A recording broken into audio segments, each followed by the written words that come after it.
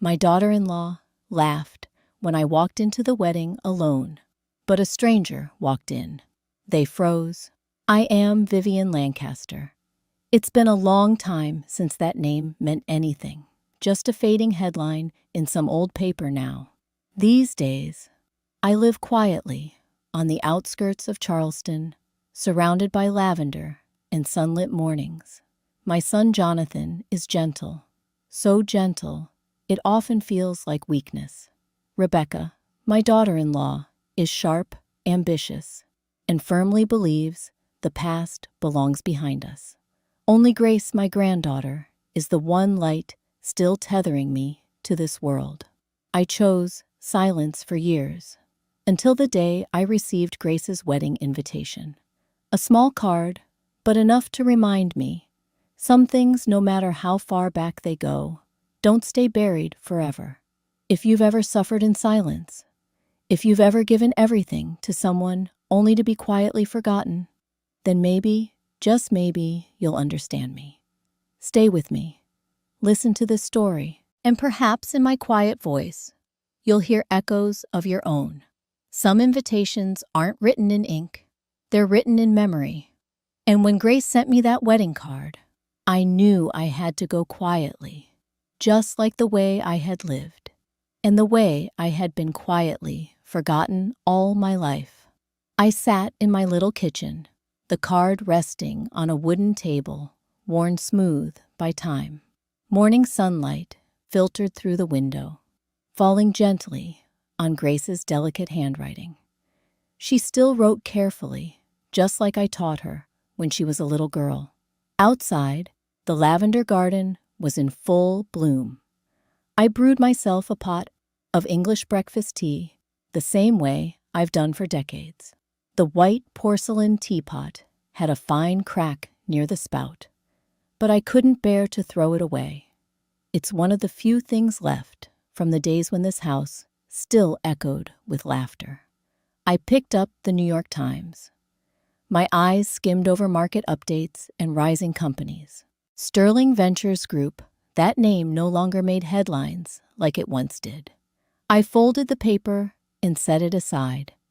The glory days, now just a quiet ember. I once led Sterling Ventures Group. Back then, people on Wall Street spoke the name with discreet respect. I built it from the ground up, brick by brick. But when Jonathan grew older, when I saw the cracks forming in our family, I stepped away. Not because I failed, but because I understood sometimes a mother has to choose between an empire and the children she once cradled in her arms. The phone rang. Its tone was plain familiar. I answered. "Hi, Mom," Jonathan's voice, always a little too soft, as if he were afraid of taking up space, even in his own home. "Just wanted to remind you about Grace's wedding. Everything's almost ready." I let him speak while my eyes wandered to the garden. The lavender was blooming boldly, its scent sweet and steady in the light. Tiny flowers, blooming in clusters, patient the way I've always been. "And please don't dress up too much," Jonathan finished awkwardly. Then another voice chimed in, clearer, colder. "Just wear something simple," Mother Lancaster said. Rebecca. She always spoke properly, even when being cruel. "It's Grace's day. We don't want anyone drawing attention away from her." I paused before replying, my voice calm. "Of course. I remember."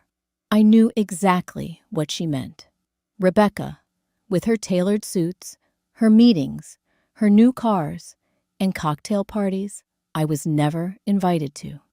She saw me as a shadow trailing behind her perfect family, a relic better left unspoken. The call ended without a goodbye. I set the phone down and took a deep breath. The scent of tea mingled with lavender drifting in from the porch. Moments later, a soft vibration. A message from Rebecca. "Please remember, this is Grace's day. Don't draw attention to yourself." No exclamation mark, no warmth, just an order, cold and clinical. I didn't respond. I stared at the glowing screen for a long while, then let it fade. I poured more tea, my fingers tracing the cracked rim of the old pot. Outside, the sun had climbed higher. Its golden light spilled across the weathered white porch like warm honey. I slid open the glass door and stepped outside. The porch creaked beneath my feet. I sat down on the faded wooden chair and looked out at my little garden. The lavender swayed gently in the breeze. In the corner sat a small English tea table. On it, a worn, leather-bound book and a glass of mint lemonade, still cool to the touch. Once, I stood on grand stages, accepting prestigious awards under bright lights. I dined with powerful people, shook hands with men who never believed a woman like me belonged anywhere but in the background. But no one ever knew it was mornings like this I longed for the most: quiet, a warm cup of tea, soft sunlight, and the scent of lavender in the air. I closed my eyes and let the sun brush across my face. The wrinkles by my eyes weren't just from age. They were scars, etched by time, one silent cut at a time. There was a time I thought I could hold a family together with the same hands that built an empire. But Jonathan grew up pulled away, thinking it was best. Then came Rebecca, confident, beautiful, ambitious, and distant from the very beginning. I was never invited for Thanksgiving at their home, never asked about anything that mattered in Jonathan's life. The gifts I sent Grace were always met with awkward glances and Rebecca's quiet reminders, thanks, but Grace prefers more modern things now. But Grace was different. Every now and then, she would sneak handwritten notes to me, ask for help picking a dress, ask about my apple pie recipe from Christmases long gone. Little things, but enough to make me feel I hadn't vanished completely. I turned the wedding card over, read her words again, so carefully written, I hope you'll be there. I want you to see me walk into this new chapter. I smiled softly, a smile no one would see. Some presences don't need announcements. I knew I would go to be remembered in my own way. And finally, the day arrived. I stood before the mirror, adjusted the brim of my hat, and whispered to myself, quietly, as always, some wounds don't bleed.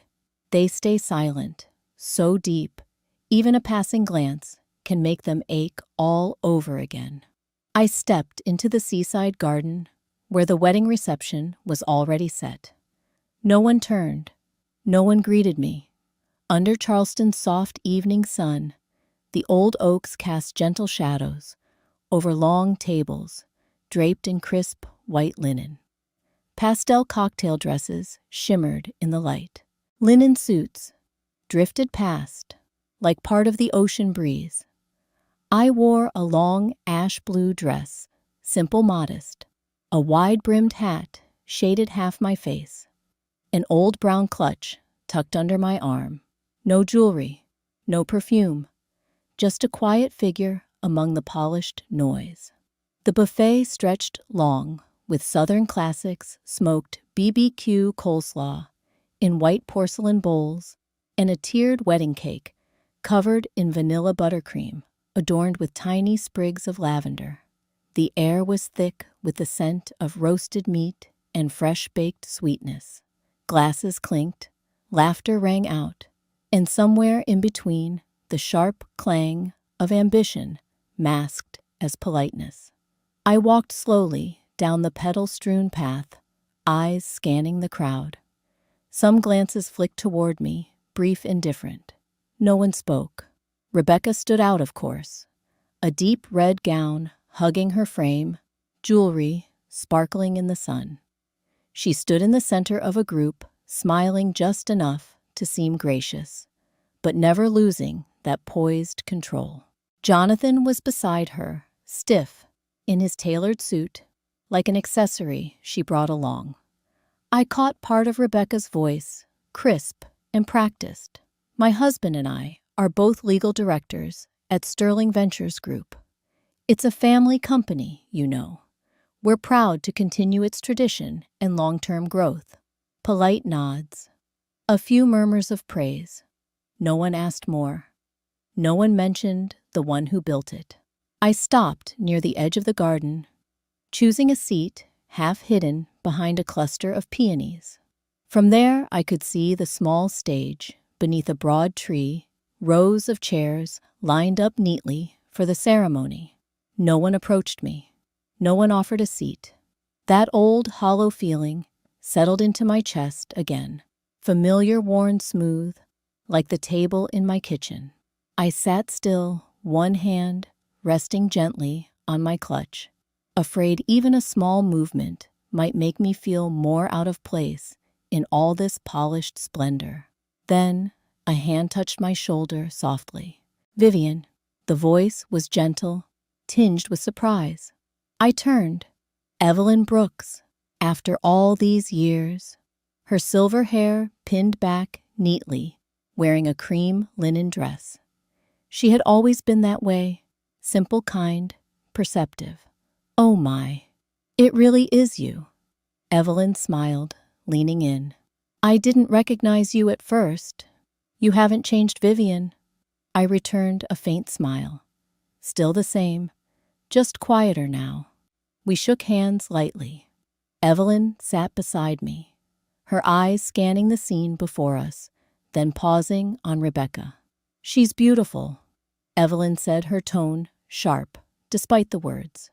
"But I don't think I care much for this atmosphere." I said nothing. Across the lawn, Rebecca's voice carried on, even and proud. "And even with a volatile market, we've preserved the values our family instilled from the very beginning."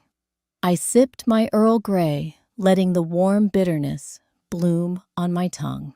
No one asked about Vivian Lancaster. No one remembered the woman who once stood at the head of the boardroom, commanding silence from silver-haired men. Grace passed by, holding a bouquet of lavender for the photos. She glanced at me just a flicker, and then, unable to help herself, reached out and squeezed my hand. Quick, quiet, unseen. I squeezed back.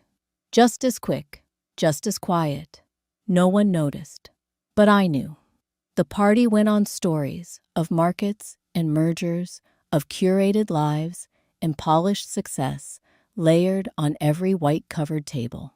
I listened, but I didn't speak.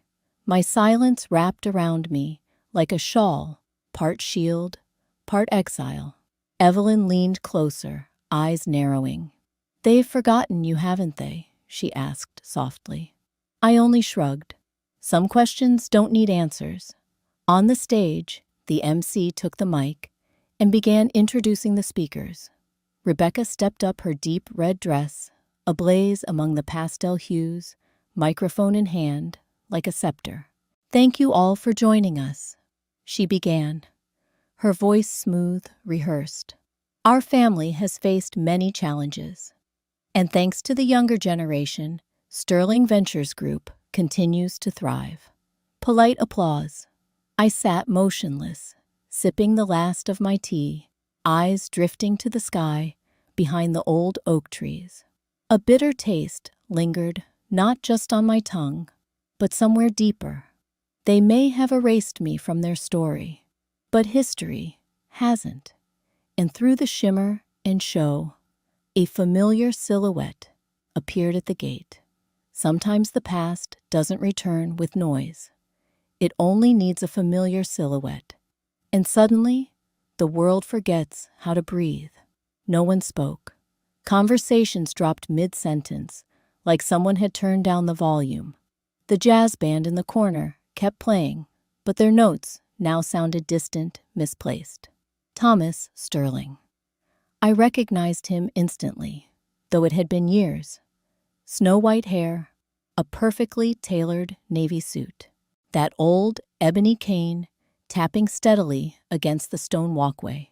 He walked slowly, unhurried, like the world moved only when he allowed it to. I wasn't surprised. I had been waiting for him. Near the stage, Rebecca's fingers tightened around her wine glass. She turned to Jonathan, whispering something sharp and fast. Jonathan only nodded, eyes fixed on the man who had just arrived. Thomas didn't pause to greet anyone. No handshakes, no pleasantries. He walked straight toward me. Eyes followed him, curious, confused, unsettled. They didn't know who he was, but they knew this wasn't part of the afternoon script. He stopped at my table and gave a slight bow. "Madam Lancaster," he said, his voice low, warm, and clear enough for everyone nearby to hear. "It's good to see you again." It was just a greeting, but it echoed like a declaration. I gave a slight nod. "And you as well, Mr. Sterling.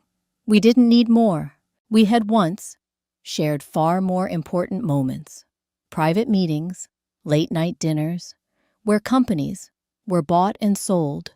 Days when a nod from the two of us could shift the lives of hundreds." Thomas reached into his inner jacket pocket and pulled out an ivory envelope sealed with red wax. He placed it before me. His cane tapped once gently against the leg of my chair. "What belongs to you," he said softly, "has always belonged to you." I reached for it, feeling the coarse texture of the envelope beneath my fingertips. I didn't open it. I didn't need to. Some things don't need to be read to be understood. Rebecca hadn't moved, but her expression had. The chill in her eyes cracked into something less certain. Her grip on the wine glass faltered. She glanced at Jonathan, then at Thomas, trying to read him. Grace stood near the stage, holding her lavender bouquet. She caught my eye, and for a moment her lips curved into the faintest smile. She understood without needing a word. Thomas turned to face the crowd, leaning gently on his cane, his voice calm and measured. "If I may," he said, "I'd like to honor an old promise." No one dared interrupt, but tension rippled like a taut string. Murmurs rose, sideways glances, raised brows. The atmosphere held its breath. Beside me, Evelyn gripped the handle of her soft leather bag. She leaned in. "Vivian, what's going on?" I didn't answer. I simply sat still, hands in my lap. The envelope resting quietly between us, like a relic at an altar I was never meant to have a seat at. Rebecca blinked rapidly, then marched toward Jonathan, hissing under her breath. He looked weary, torn, that same look I'd seen 100 times, stuck between two women he never truly understood. Thomas looked at her, no smirk, no scorn, just a long, direct gaze that saw more than it said. The jazz band shifted into a slow ballad. A lone saxophone cried somewhere in the distance. The wind off the sea stirred the white drapes tied to the wedding arch, making them flutter like fragile wings. I traced the envelope with my fingers. I already knew what was inside: old promises, forgotten commitments, now returned whole. Thomas Sterling was not a man who broke his word. They may have erased me from their version of the story, but history hadn't. Sometimes the past doesn't come demanding justice. It simply returns to reclaim dignity. Truth doesn't need a spotlight. It waits quietly until the moment it can speak for itself. Thomas Sterling stood at the front of the garden, his eyes sweeping across the silent crowd. A breeze from the ocean stirred the salty air, bringing with it the murmur of distant waves. The jazz band quietly disappeared backstage, their final notes fading into the tension that now gripped the gathering. I remained seated. The envelope Thomas had given me still rested in my hand. The red wax seal emblazoned with the old Sterling Ventures logo, seemed to warm beneath my fingers. Beside me, Evelyn sat stiffly, clutching the handle of her handbag, her eyes locked on Thomas, with a look that held both dread and hope. He raised the microphone to his lips. His voice came steady, low, and clear. "If you'll allow me, I'd like to speak for a moment about history, the history of Sterling Ventures Group, the place where we now stand." A pause. You could feel the stillness deepen. Even the clinking of glasses from a far corner sounded out of place now. String lights overhead cast a soft glow through the branches, bathing the lawn in something almost dreamlike. More than 40 years ago, Thomas said, before the market even noticed us before Sterling Ventures had a name, there was one person who laid the very first brick. He let the silence stretch. "It wasn't me," he continued. "It wasn't any of the powerful gentlemen here today. It was a woman many of us have forgotten, or worse, never truly knew." A stir rippled through the crowd. Glances exchanged, awkward smiles, tense posture. Rebecca stood beside Jonathan, her face pale, her champagne glass tilted slightly on the verge of spilling. Thomas took a breath and spoke the truth aloud. "Vivian Lancaster, founder of Sterling Ventures Group, the woman who built its foundation, who shaped it, who steered it through the most uncertain years with quiet resilience. No applause, no reaction, only silence, heavy, undeniable silence. I didn't move, but the weight of their eyes began to shift toward me. At first curiosity, then surprise, and finally something like respect, hesitant but real. Thomas went on. His tone was calm but resolute. "She never asked for recognition, never demanded a title. Even when people assumed she had stepped away, she remained watching, guiding, keeping us on course." Beside me, Evelyn exhaled, as if she had finally let go of something she'd carried for too long. She turned, gave me a small smile, quiet, complete. Thomas looked out across the garden once more, eyes touching each face. His voice lowered, but it carried deeper. "Today, I believe it's time those unseen efforts are finally named. It's time history gave her what it should have long ago." He lowered the mic, then slowly extended his hand toward me, palm open, steady, solemn. "Madam Lancaster, if you would." I didn't rise immediately. I let his words settle into the space around me, let them breathe.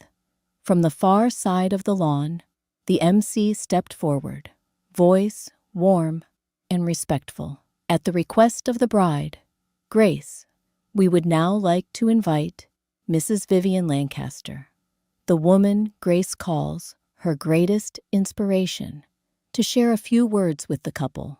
No clapping, no shifting in seats, just stunned silence. Not from disinterest, but from the quiet shame of suddenly realizing what had been overlooked. I stood. My ash-blue dress swayed with emotion, the brown leather clutch still in hand. I walked toward the stage, one step at a time. Rebecca froze. Her champagne trembled the liquid inside, catching the light with every tremor of her hand. Jonathan stared blank-eyed. Grace whispered something to the person beside her, but I didn't catch it. I reached Thomas. He gave me a second, respectful bow, then stepped back, giving me the space. I didn't touch the microphone right away. I stood in silence, letting the weight of their gaze settle. No smile, no nod, just me, still steady and true. Then I raised the microphone and spoke softly but clearly. "They thought I stepped back because I failed, but the truth is, I never left. And I stepped onto the stage, bringing with me the silence of all the years they forgot I was still there. Some victories need no fireworks. Silence can be the highest form of glory. I stood still beneath the soft stage lights without even lifting the microphone. The silence wrapped around us like a velvet curtain sinking deep into every breath. Only the distant sound of the ocean remained its eternal rhythm, playing quietly behind what I was about to say. I thought back to the day I received Grace's wedding invitation. A fragile card, heavy with unspoken weight. That day, I made a promise to myself I would go, to be remembered in my own way. And now, this was that moment. I let my voice rise warm and steady, not loud, just enough for every ear to catch it. Happiness isn't something we're given. It's something we build with days of kindness and quiet choices to do what's right. Not a sound followed, no laughter, no whispers, only listening, deep and reverent. I paused, letting the words drift through the space between us, filling the unseen gaps between people who now finally understood. I smiled gently, slowly, and turned to find a familiar face in the crowd. I wish for Grace, the little girl who once held my hand, to build her own happiness. Strong, quiet, and enduring. There was nothing more to add. Applause followed, not loud, not showy, but steady, sincere, a quiet agreement that no words could match. I bowed my head, quietly, as I had arrived. No need to bind anyone. No need to prove anything. I turned and walked down the shallow wooden steps, my ash blue dress brushing lightly against the polished floor. Grace waited at the bottom. She ran to me, throwing her arms around me, a small frame clinging tightly, as if afraid I'd vanish again. I smoothed her dark brown hair, saying nothing. The hug, the touch, it said everything. Tears glistened in Grace's eyes, but her smile shone through radiant beneath the warm, golden lights. Evelyn Brooks came forward too. She didn't hug me, didn't speak in long phrases. She simply placed a hand on my arm and squeezed gently. "I always believed in you," she whispered, eyes shining behind delicate glasses. Nothing more was needed. Rebecca stood at a distance, her hands hung by her sides. The champagne glass, gone. The crowd that once surrounded her, gone too. No more admiring eyes, no more eager handshakes. She stood alone, striking but adrift in the light and the lull of the sea breeze. Jonathan stood nearby, uncertain, caught again in the space between past and present. He said nothing, did nothing. But Grace, she held on to me, like I was the only solid ground left. And maybe I was. Thomas Sterling stepped forward. His cane tapped gently against the earth. He paused in front of me, bowed slightly. "Vivian," just one word, but within it, respect, recognition. I nodded. Nothing more. We stood there in the soft light, in the hush of the ocean, letting the noise of the party pass by unnoticed. No one could take my worth from me, because it had never depended on their eyes. It lived in me. And so, as the night came to an end, I knew it was time to leave. Not to disappear, but to begin again, on a path of my own. Sometimes we leave not to forget, but to remember how strong we once were. The Amtrak station in Charleston had a quiet, chilled beauty that morning. Long oak benches lined both sides of the hall. Pale sunlight spilled through the mist, settling on the damp cement floor. I pulled a small suitcase behind me, its wheels whispering across the worn tile. My beige trench coat hugged me lightly, just enough for the cool morning air. Far ahead, the red letters on the departure board flickered, the train to New York. Grace stood beside me. Her long hair fell gently over her shoulders, her face soft, with a sadness she couldn't quite hide. But she smiled bravely, and her eyes shone more with pride than sorrow. Grandma Grace said, handing me a soft leather notebook, deep brown, for you to write down the places you visit. I took it, brushing my aging fingers over the cover. The leather was smooth, still smelled of fresh paper, its corners sharp and unbent. You always dreamed of traveling across the country. By train, Grace whispered. Now it's time, isn't it? I smiled. Didn't answer right away. Rebecca stood at a distance, across the benches. She watched us. Her expression caught somewhere between hesitation and regret. She didn't step closer, didn't speak. Her hands tightened around her purse straps, as if carrying something heavier than any luggage. Jonathan stood awkwardly beside her, hands shoved into his coat pockets, eyes avoiding mine. I nodded just once, toward Rebecca. No anger, no demand for apology, just a nod. Enough to say, I forgive you, without needing the words. The loudspeaker crackled. A soft voice announced boarding for the New York line. People stirred. Suitcases rolled. The familiar hollow sound of parting filled the station. I turned to Grace, wrapped her in one last embrace. She clung tightly, shoulders trembling. I didn't try to comfort her with words. I simply held her. A brief, quiet hug, deep enough to say everything. Wishing you a journey to find yourself again, she whispered. I let go slowly, took the handle of my suitcase, and walked toward the platform, each step deliberate. The morning sun stretched my shadow long across the damp concrete. With every footfall I let go of weight, of years, of what no longer needed to stay. I didn't look back, not because I forgot, but because I knew some things are meant to stay behind, tucked safely in memory to make room for what's waiting ahead. On the train, I found my seat by the window.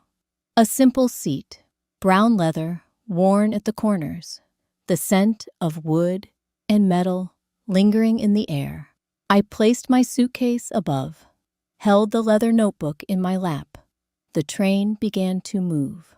The world outside started to slip past low rooftops, dark green trees, the blurred edges of a town I once called mine. Salt wind crept in through a small window crack, the scent of the sea still lingering. I opened the notebook. On the first page, Grace's careful handwriting, wishing you a journey to find yourself again. I ran my fingers over the words, and in her ink, I felt her voice, her eyes, her love. Outside, the world widened. Back roads, fields, quiet towns, all waiting.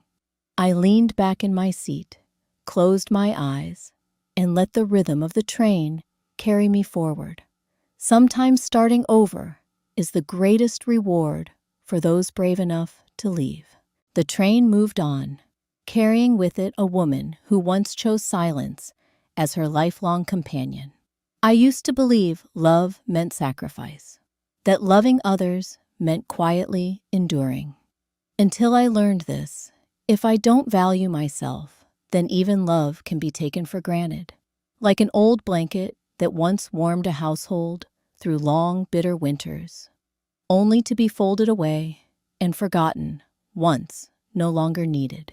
If this story touched something within you, take a quiet moment. And remember the silent kindnesses still choosing to exist, just for you.